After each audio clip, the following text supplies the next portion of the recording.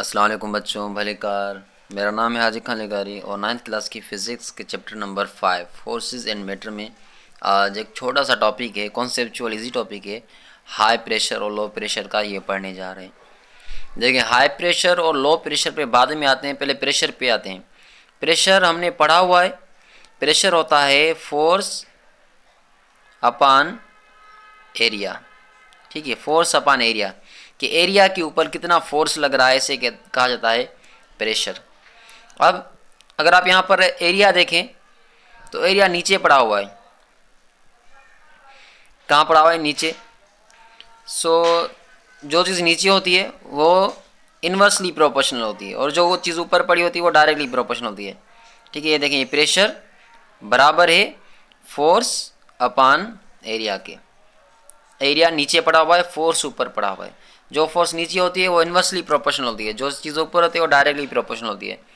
तो एरिया नीचे है तो एरिया इन्वर्सली प्रोपोर्शनल है प्रेशर के साथ। यानी एरिया बढ़ेगा तो प्रेशर घटेगा, जितना एरिया बढ़ेगा प्रेशर घटेगा।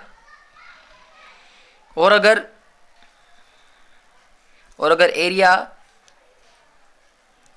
घटेगा तो प्रेशर बढ़ेगा। तो अगर प्रेशर को बढ़ाना है तो एरिया को घटाना पड़ेगा, और अगर प्रेशर को घटाना है तो एरिया को बढ़ाना पड़ेगा। इन्वर्सली प्रोपोर्शनल है ये दोनों। ठीक है, एरिया को घटा दिया तो प्रेशर क्या हो जाएगा? इंक्रीज हो जाएगा। पहले एरिया 2 मीटर स्क्वायर था, अब एरिया 1 मीटर स्क्वायर हो गया। 2 से 1 हो गया, यानी कम हुआ। ठीक है, घट गया, 2 से 1 हुआ। तो जो प्रेशर है वो क्या होगा? इंक्रीज होगा। तो पहले फ़र्ज़ करें प्रेशर 4 था, अब फ़र्ज़ करें 8 हो गया। एरिया कम हुआ तो प्रेशर क्या हुआ? बढ़ गया। एरिया 2 था, प्रेशर 4 था। एरिया 1 हो गया तो प्रेशर 8 हो गया। क्लियर है जी? अब हम आते हैं हाई प्रेशर और लो प्रेशर के ऊपर कि हाई प्रेशर क्या होता है और लो प्रेशर क्या चीज़ होती है। हाई प्रेशर मीन्स ज़्यादा प्रेशर, लो प्रेशर मीन्स कम प्रेशर। अब हाई प्रेशर, अगर ज़्यादा प्रेशर चाहिए तो एरिया को क्या करना पड़ेगा? घटाना पड़ेगा। लो प्रेशर, अगर प्रेशर कम चाहिए तो एरिया को क्या करना पड़ेगा? बढ़ाना पड़ेगा। ठीक है, हाई प्रेशर तो एरिया कम, लो प्रेशर तो एरिया ज़्यादा। अब क्या होता है, कभी कभी हमें हाई प्रेशर की ज़रूरत पड़ती है, कभी कभी हमें लो प्रेशर की ज़रूरत पड़ती है। तो क्या किया जाता है उस सूरत में? सबसे पहले आते हैं the pressure under the studs.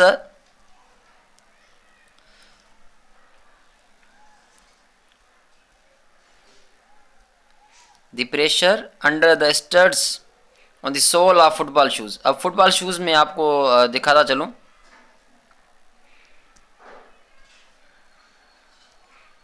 ठीक है, तो ये हैं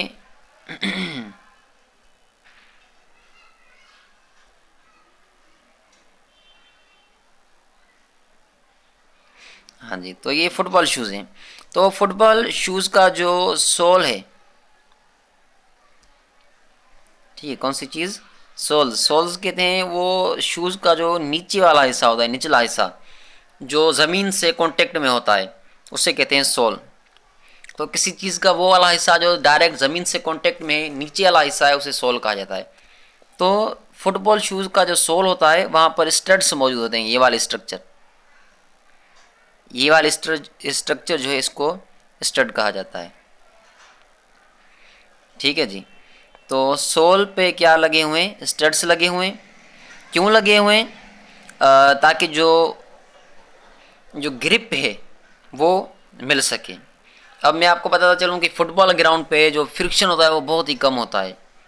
फ्रिक्शन कम होगा तो प्लेयर्स को भागने में जो है वो दुश्वारी होगी, मुश्किल पैदा होगी। अब ऐसी हालत में ग्रिप बहुत ज़रूरी चीज़ होती है। ग्रिप होगी तो उन्हें भागने में आसानी होगी। तो वो ग्रिप कैसे हासिल की जाती है ग्राउंड और पैरों के बीच में? वो इन स्टड्स के ज़रिए हासिल की जाती है। क्या होता है, ये स्टड्स, इनका एरिया बहुत कम है। इनका एरिया क्या है? कम। एरिया कम होगा तो ये प्रेशर ज़मीन पे बहुत ज़्यादा लगाएंगे। अगर इनका प्रेशर ज़्यादा होगा तो ये ज़मीन में धंस जाएंगे। ठीक है, ऐसा ही होता है ना, कोई मोटी सी चीज़ हो वो ज़मीन में नहीं धसेंगे, लेकिन जो जो चीज़ पतली हो वो ज़मीन में धस सकती है। ठीक है, तो ये क्या हो जाएंगे, ज़मीन में यूं यूं धस जाएंगे। इसकी मदद से क्या होगा, प्लेयर को एक्स्ट्रा ग्रिप मिल सकेगी, वो आराम से भाग सकेगा, वो स्लिप नहीं होगा। ठीक है, वो गिरेगा नहीं, वो स्लिप नहीं होगा। वहाँ पर फ्रिक्शन बहुत कम होता है, इसलिए वो स्लिप हो सकते हैं, वो गिर सकते हैं। तो उनको बचाने के लिए ये शूज़ के नीचे स्टड्स लगाए होते हैं। Ice skates have blades in the part. सो सबसे पहले मैं आपको आइस स्केट्स बता चलूँ क्या होती है आइस स्केटिंग।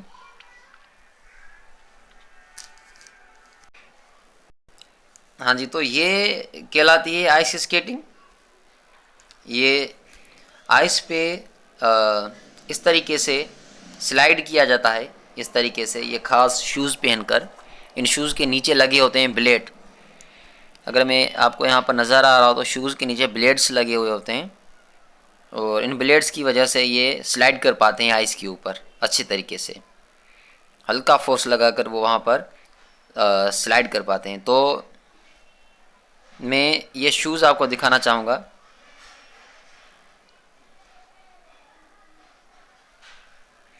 हाँ जी, तो ये हैं वो शूज़।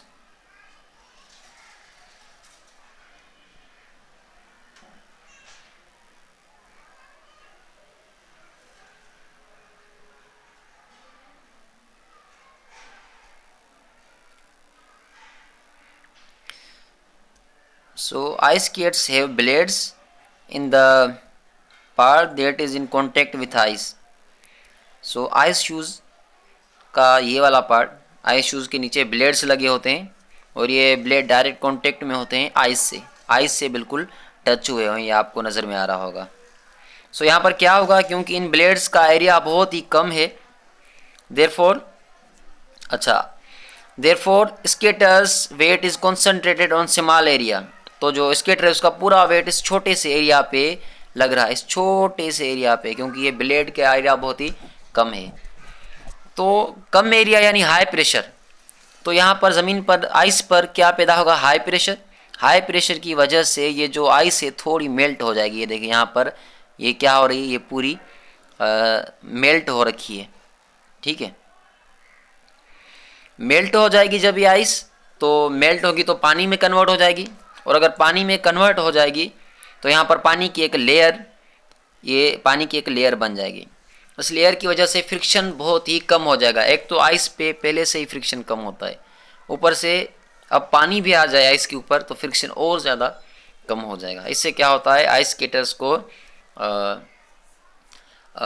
हल्का फोर्स लगा कर ही वो बहुत दूर तक जो है जा सकते हैं। ठीक है, सो आइस स्केटिंग में टायर्स वगैरह यूज़ नहीं किए जाते। क्यों यूज़ नहीं किए जाते, क्योंकि वो यहाँ पर काम के नहीं, यहाँ पर काम के हैं ये ब्लेड्स। ये ब्लेड्स जो शूज़ के नीचे लगे हुए हैं, इनकी वजह से इनका एरिया बहुत कम है। एरिया कम है तो प्रेशर बहुत हाई है, और प्रेशर हाई है इसी वजह से ये जो आइस है ये मेल्ट हो रही है। ये बीच में से ब्लेड वाली जगह से क्या हो रही है, मेल्ट हो रही है, और मेल्ट हो रही है तो वहाँ पर पानी बन रहा है। जो आइस है वो मेल्ट हो रही है, मतलब आइस कन्वर्ट हो रही है पानी में, और पानी की वजह से फ्रिक्शन बहुत कम हो रहा है। और फ्रिक्शन कम तो ये आसानी से एक जगह से दूसरी जगह मूव कर सकते हैं बिना ज़्यादा फोर्स लगा के।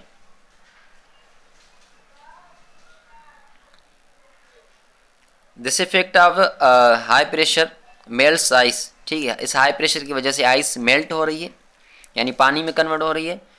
कहाँ पर, just below the blades. Blades के, सिर्फ ब्लेड्स के नीचे वाले हिस्से में, और कहीं पर नहीं, सिर्फ ब्लेड्स के नीचे वाले हिस्से में जो आइस है वो मेल्ट हो रही है। This gives the thin film of water. इससे क्या हो रहा है, पानी की एक पतली लेयर बन रही है वहीं पर, विच प्रोवाइड्स ल्यूब्रिकेशन, जो एज अ ल्यूब्रिकेशन काम कर रही है, एज अ चिकनाई तौर काम कर रही है, जिसकी वजह से जो स्केटर हैं वो आसानी से वहाँ पर स्केट कर सकें, स्किम कर सकें, आसानी से एक जगह से दूसरी जगह मूव कर सकें। As a skate moves on the water रिफ्रीजेस।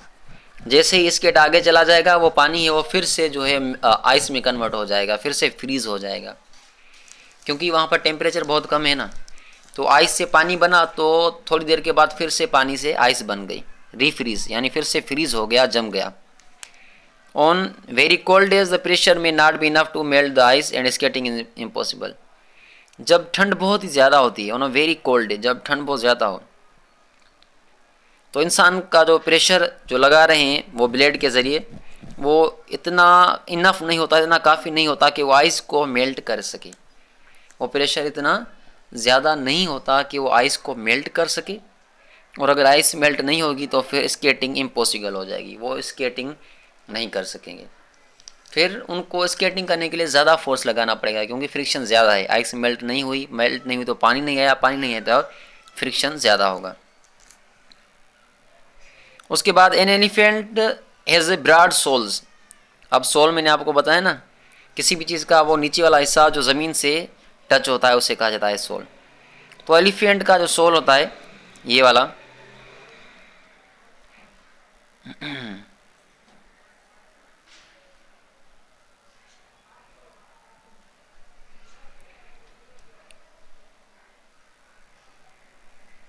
ठीक है। तो इनका जो एरिया है वो देखिए कितना ज़्यादा एरिया है, इस हाथ के मुकाबले में देखें एलिफेंट का जो सोल का एरिया है वो ज़्यादा है। अब एरिया ज़्यादा तो प्रेशर कम होगा, मैंने आपको बताया ना। एलिफेंट का वेट बहुत ज़्यादा होता है, बहुत ही भारी होती है, बहुत ज़्यादा वेट है। वेट ज़्यादा होगा तो प्रेशर भी ज़्यादा होगा, और अगर प्रेशर ज़्यादा तो इनका जो पाँव है वो नीचे ज़मीन में धंस सकता है। नीचे अगर ज़मीन के ऊपर पानी है, ठीक है, तो इनका पाँव ज़मीन के अंदर जा सकता है। अब यहाँ पर क्या करना है, यहाँ पर प्रेशर को कम करना है। फोर्स ज़्यादा है, वेट ज़्यादा है, तो प्रेशर भी ज़्यादा है, और अगर प्रेशर ज़्यादा तो ये सही से चल नहीं पाएंगे। तो यहाँ पर क्या करना है, प्रेशर को कम करना है। और प्रेशर को कम कैसे किया जाएगा, एरिया को बढ़ाकर। तो ये जो हाथी होते हैं इनके सोल का जो एरिया है वो बहुत ही ज़्यादा होता है, ताकि उनके पाँव ज़मीन में धंस ना जाए। ठीक है जी, ये बिल्कुल ही उस फुटबॉल वाले से बिल्कुल ही अपोजिट है। फुटबॉल में पैर हम खुद धंसाना चाहते थे क्योंकि वहाँ पर फ्रिक्शन कम था, अब यहाँ तो फ्रिक्शन है ना पहले से ही।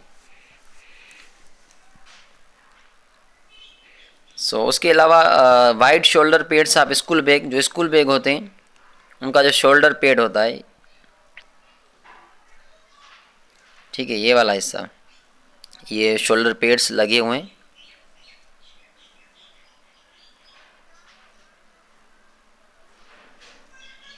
ये शोल्डर पैड्स अब ये वाइड होते हैं, ये इनका एरिया बहुत ज़्यादा है, देखिए एरिया ज़्यादा है। अगर ये पतले होते, इतने पतले होते तो प्रेशर बहुत ही ज़्यादा होता और बच्चों को जो है वो बहुत ही दर्द महसूस होता। लेकिन इनका एरिया ज़्यादा है, एरिया ज़्यादा तो प्रेशर कम, और बच्चों को इतना दर्द महसूस नहीं होगा।